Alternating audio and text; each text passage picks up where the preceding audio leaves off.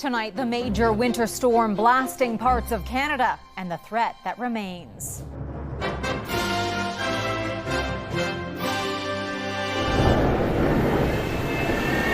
Millions of Canadians digging out and dealing with hazardous road conditions in the storm zone. It's just endless, just keeps coming down. You can't get ahead of the game. Slippery. We can't see anything. How people are handling the winter wallop. Now with everything that's going on, it's making me having second thoughts. Why America's tariff talk has its tourism industry taking a hit from patriotic Canadians. One of our tour operators reported 30% in cancellations, like almost immediately. Run aground and in need of help. Second big. The dramatic rescue operation to help those on board a stranded freighter. And the object from outer space that could get too close for comfort. Little by little, the impact probabilities have been rising. Just when a sizable asteroid may be headed our way.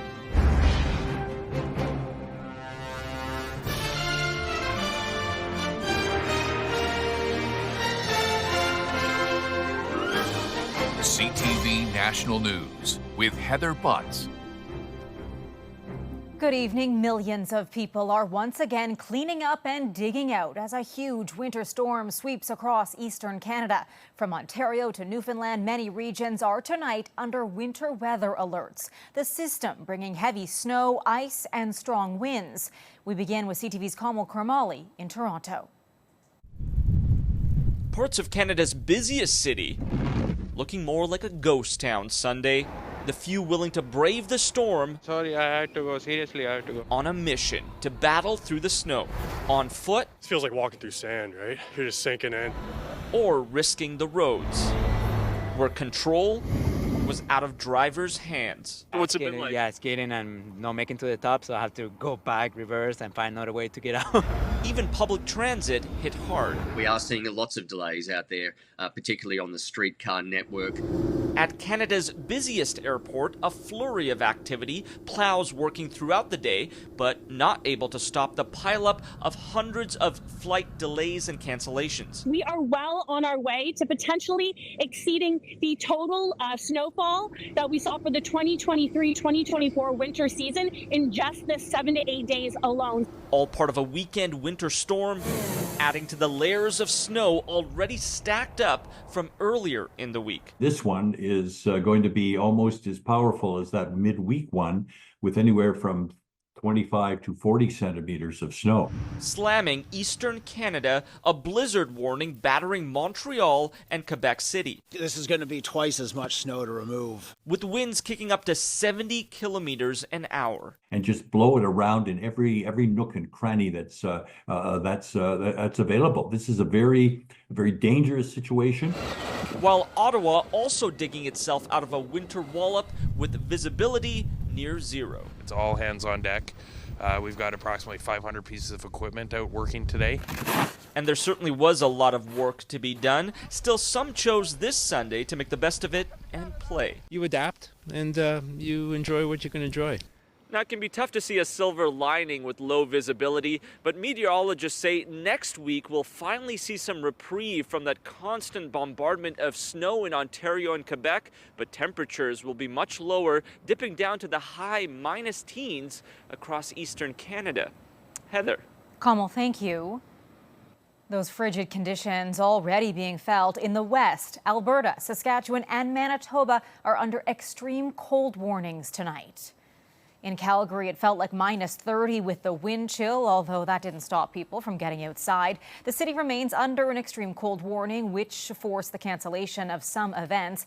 First responders, though, are reminding anyone who decides to venture out in frigid weather to dress in layers. You know, you're going to be spending longer periods of time out in the cold. Definitely extra warm insulating layers, wind and waterproof layers on the outside. The bitter cold wind chills are expected to last into the coming week. South of the border, people across the U.S. Northeast are digging out from heavy snowfall. Across Connecticut, more than 26,000 customers were without power as snow, ice, and heavy winds slammed the state. Emergency crews are racing to rescue thousands in Kentucky, where at least 8 people have been killed, including a mother and child. Torrential downpours have drenched the region, leading to historic flooding, with entire neighborhoods now underwater. President Trump has approved emergency funding for the state. Another person is dead in Georgia, while in Tennessee, floodwaters overwhelmed a levee, leading to a catastrophic situation. There is fresh insight tonight from the meeting between Canada's premiers and Donald Trump's senior staff on just how serious he is about annexing Canada. And as CTV's Jeremy Sharon reports, it comes as the threat of tariffs is already having an impact on our economy. So I think Canada is going to be a very serious contender to be our 51st state. It's these repeated comments Canadian officials stress need to be taken seriously. As Canadians, we need to realize that he is not joking, that he is definitively looking towards the 51st state being Canada. Speaking with Vashi Kapelos on CTV's Question Period, Newfoundland and Labrador Premier Andrew Furey indicated President Donald Trump is not joking about annexing Canada. That was very, very, very concerning to me, the confirmation of the seriousness of that approach. A message he heard from senior staff at the White House this week when he and other premiers visited Washington. Trump has suggested economic force is what he would use to get what he wants, and tariffs could be the first move. Even the threat of tariffs, I think, is going to change investment decisions. Without even having been imposed yet, this economist says the fear of tariffs is already impacting Canada's economy, driving away investment interest, all part of Trump's strategy, he says. If that in itself, on its own, moves investment south of the border, then that kind of achieves the goal without the pain, really. At least not the pain for the U.S. The trade tension between the countries comes amid political instability here at home, and former ambassador to the U.S. David McNaughton says Trump is just taking advantage of it. I think it's just going to take some time before we're in a position to actually have a serious negotiation. While Liberal leadership contender Chrystia Freeland, who negotiated the current Canada-U.S. trade deal with Trump, says the president should simply respect the agreement he signed in 2018. It's pretty absurd to be trying to violate that. Meanwhile, there is growing support from Canadian politicians to renegotiate a new free trade deal ahead of a scheduled 2026 review. Heather? Jeremy Sharon in Ottawa. The tourism industry is sounding the alarm over an unexpected impact from Donald Trump's tariffs, with snowbirds and other travelers choosing to bypass the U.S. for other destinations. CTV's Colton Prale reports. When winter hits, most Canadians dream of heading south. But under Donald Trump's looming tariff threats, more people are choosing to spend their money elsewhere, boycotting American destinations. We usually like to go for every 2 years, but now with everything that's going on, it's like it's making me having second thoughts. Rather than heading to Disney World in January or taking a planned 2-week excursion across the northern states this summer, Mathieu Leblanc is planning to visit Disneyland in Paris this fall. And he's not alone in turning his back on American destinations. Airlines across the country say travelers are canceling flights and changing winter travel plans. What we have seen, though, since the tariff announcements, that our sales from Canada into the U.S. have actually dropped very significantly. WestJet says travel to the U.S. dropped 25% in 2 weeks, while Air Canada is reducing the amount of flights to American leisure destinations beginning in March in anticipation of a drop. Meanwhile, some U.S. businesses are already feeling the pressure. We immediately heard from some of our tour operators who sell travel into the U.S. and they bring Canadians to the U.S. that they had immediate drop-off. One of our tour operators reported 30% in cancellations, like almost immediately. The United States Travel Association says even a 10% drop in Canadian tourism could cost U.S. businesses over $2 billion. But for Canadians like Leblanc, that's exactly the point. If tourism to U.S. continues to drop, it's going to show that their words and their actions towards us is going to have a much bigger action than Trump or the Republicans expected. It's not just air travel that's seeing changes, Heather. For the first time since the pandemic, January saw a year-over-year drop in the number of Canadians driving back into the country from the United States. Heather? All right, Colton, thanks. An incredible rescue playing out this weekend off the coast of western Newfoundland, where a container ship ran aground. The crew left trapped and desperate for help. CTV's Sarah Plowman spoke with 2 team members on that dangerous mission to rescue those on board. In distress, with no power, drifting in a storm. The Mayday call came from MSC Baltic 3 Saturday morning when it was 12 nautical miles from the entrance of Bay of Islands, Newfoundland. A cargo ship in trouble with 20 people on board. It couldn't anchor, lost power, and ran into the rocky shore as rescue crews rushed in. The goal was to get down there and not leave anyone behind. The huge container ship rocked with each violent wave. The ship's deck was icy as the search and rescue team hoisted 20 people up to safety one by one. A few had been injured. The captain was definitely the worst off. He was trying to control the ship as it lost power. Warrant Officer Gregory Hudson was on the ship as Captain Matthew Cox piloted the cormorant. I put so much trust in them to actually continue on. I can only just provide that stable platform, that safe haven for them to come back to. People watched from the shore. I mean, it was truly, truly amazing. I mean, just to hover and keep that chopper in place in the wind that was there at the time. I mean, there was times that we could barely stand up. The more than 200-meter vessel still sits on the rocky shore loaded with cargo. The focus now is containing any potential pollution. I did have an opportunity to fly over the vessel in one of our Coast Guard helicopters just to see if there was any pollution coming from the vessel on or near it or around it, and there wasn't when I flew over. A salvage company has been called in. When or how the vessel can be moved is unclear. What's the stability, if we can pull it off, if we have to offload it or what, we're still not sure. Saving the crew, a heroic task, but the rescuers say they were just doing their jobs. And we don't need people to talk about it. We honestly don't.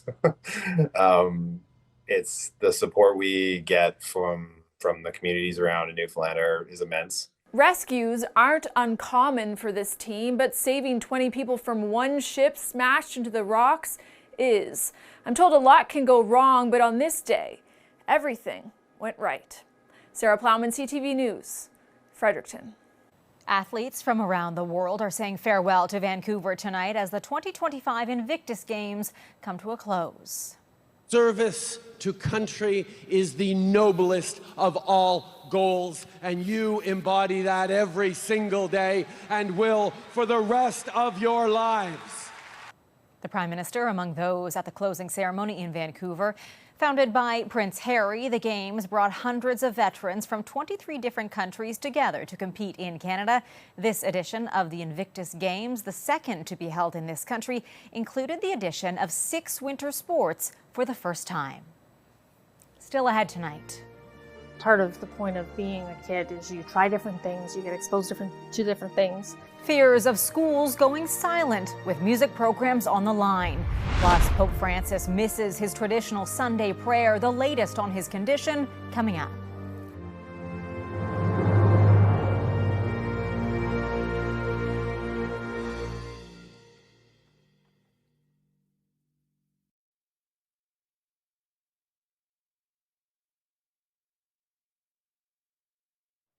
European leaders are holding an emergency summit tomorrow on the war in Ukraine.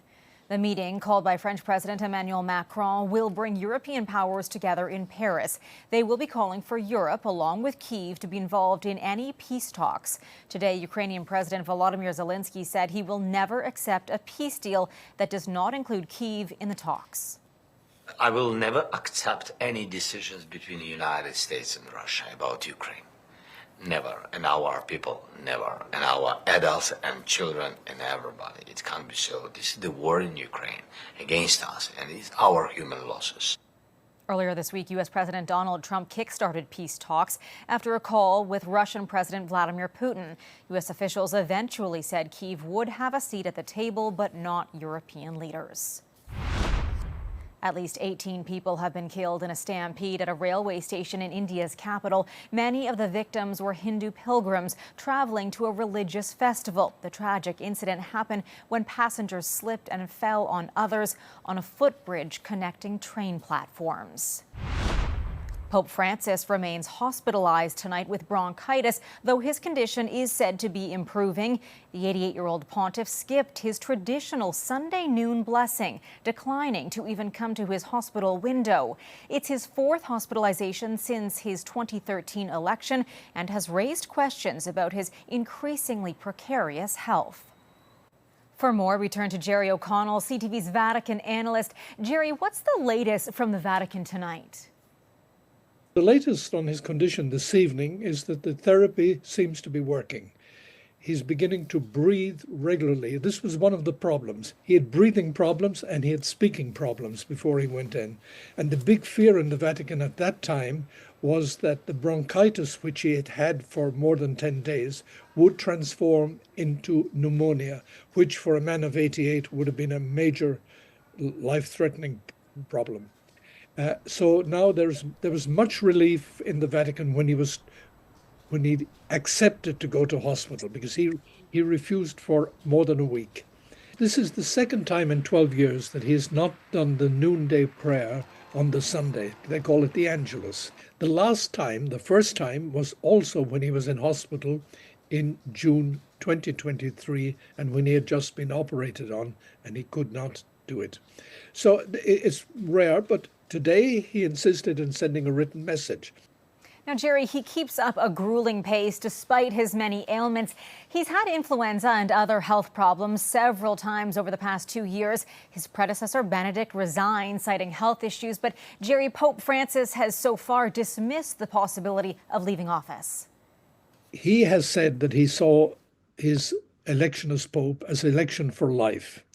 But he has written a letter, like his predecessors, very early on, saying that if something serious happened so that his mental faculties weren't working, then he would automatically resign. He also has made very clear, he said Pope Benedict, his predecessor, the first pope to resign in 600 years, he said he's pioneered the way so others can follow. But he's made very clear so far he does not want to resign. And he said, you govern the church with your head, not with your feet. I think this is it's a difficult moment in the pontificate, because he will be 89 at the end of this year. Few popes have governed the church as long as this, but he's very clear-minded. He seems to have a sense of duty that is very strong. Jerry, thank you. Coming up, cutting back in the classroom. The possible curriculum changes in one province hitting all the wrong notes.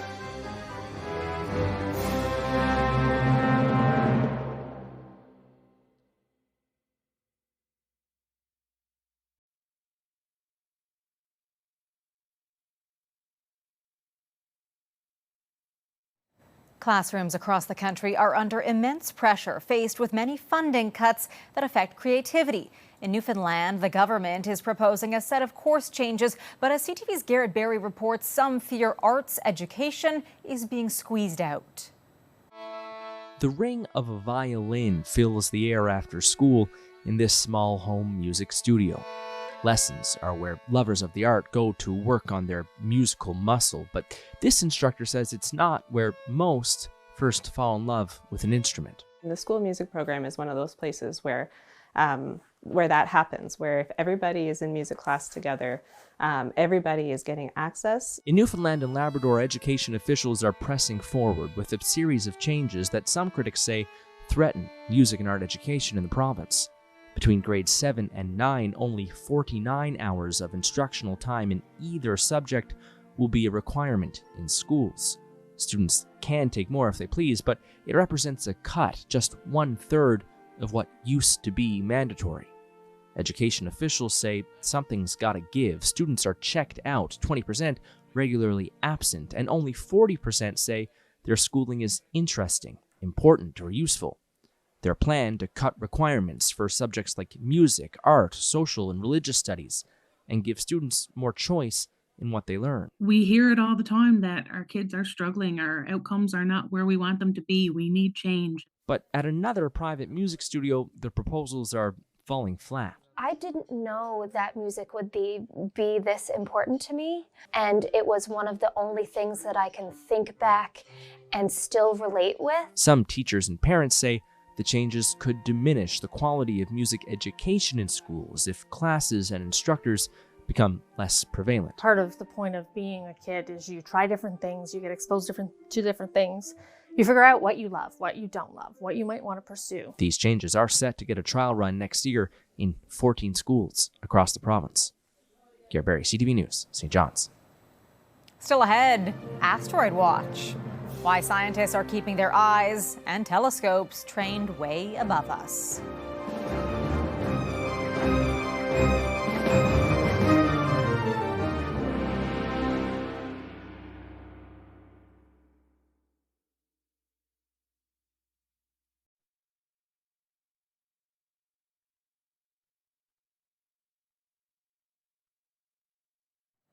Scientists say there's no need to panic, but they are keeping a close eye on an asteroid. Initially, they said it had a 1% chance of hitting the Earth, but this week those odds doubled. With more on the space rock and when it could get too close for comfort, here's CTV's John Venevali-Rao. A deadly asteroid headed for the Earth sure seems like the plot of a Hollywood movie. But the potential threat posed by this hunk of space rock is hardly fictional.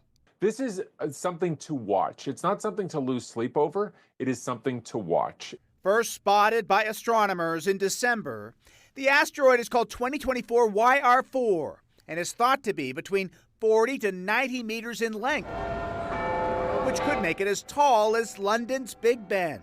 But so far away, it shows up as a mere speck in this image from a telescope. Initial projections put the chance of a collision with the Earth in the year 2032 at 1.2%. But by Thursday, that rose to 2.3%, or about 1 in 43 odds. And this is what we have been observing, that little by little, the impact probabilities have been rising. If it was to hit, scientists say it would not be a planet-wide killer, but bigger than the meteor that exploded over Russia in 2013, shattering windows and injuring more than 1,000 people. It is big enough that if it hit a city like Toronto, it would wipe it out. The city would disappear functionally, and we'd have to rebuild from scratch. 2024 YR4 orbits every 4 years and is currently moving away from us and getting fainter. So scientists may have to wait until its next return in 2028 to know for sure if a hit is likely. Today, what we can say is that we have 98% probabilities of the object not impacting the Earth. In March, the James Webb Space Telescope will be trained on the asteroid to better determine its size. If there's a serious risk of an impact, 3 years ago, NASA did prove it can smash a spacecraft into an asteroid and nudge it out of the way. This is so cool. Just to ease your mind, in case that 2% chance still seems way too high. John Venevali-Rao, CTV News, Toronto. That is our newscast for this Sunday night. For all of us at CTV National News, thank you for watching. I hope you can join Sandy and Omar tomorrow, and I will see you again on Friday. Good night.